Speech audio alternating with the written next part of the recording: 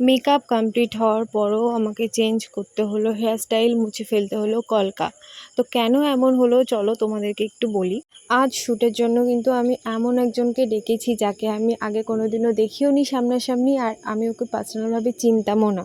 আমি কিন্তু ওকে ফেসবুকেই দেখেছিলাম আর একবারই জিজ্ঞেস করেছিলাম যে তোমাকে একদিন সাজাবো, তুমি কি সাজবে?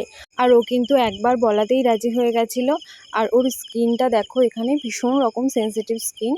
আর সত্যি বলতে আমার কাছে এগুলো কখনোই ম্যাটার করে না যে একজন মডেল হতে গেলে স্লিম ফিগার হতে হবে, সুন্দর চেহারা হতে হবে, লম্বা হতে হবে, ফর্সা হতে হবে। আর চেহারা যেমনই হোক, সবার মধ্যে একটা সৌন্দর্য লুকিয়ে আছে, আর সেটা বের করে আনাই একটা আর্টিস্টের দায়িত্ব। তো ওকে সম্পূর্ণ রেডি করার পর আমার মনে হয়েছে ওর হেয়ার স্টাইল আর কলকাটা ওর মুখে একদমই শ্যুট করছিল না। বাধ্য হয়ে আমাকে সবটাই খুলে ফেলতে হলো। তো এখানে ফটোশ্যুটগুলো আমি নিজেই করেছি, আমার বোনও কিছুটা হেল্প করেছে আমাকে। তো সব শেষে দেখো লুকটা কেমন লাগছে, সব কিছু চেঞ্জ করে একদম নতুনভাবে আবার রেডি করেছিলাম ওকে। তো সবাই জানিও কেমন লাগছে।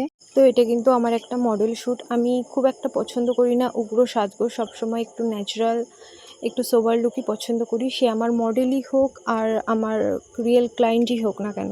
তো তোমরা তোমাদের অবশ্যই মতামত আমাকে জানিও। আর যদি তোমরা চাও তোমাদের স্পেশাল দিনগুলো সুন্দরভাবে সেজে উঠতে, তাহলে অবশ্যই আমাকে বুক করতে পারো। তো খুব তাড়াতাড়ি অন্য একটা লুক তোমাদের সাথে শেয়ার করব। আর আমার এই লুকটা কেমন লাগলো তোমরা অবশ্যই কমেন্ট করে জানিও। তো সবাই ভালো থেকো, দেখা হচ্ছে পরের ভিডিওতে।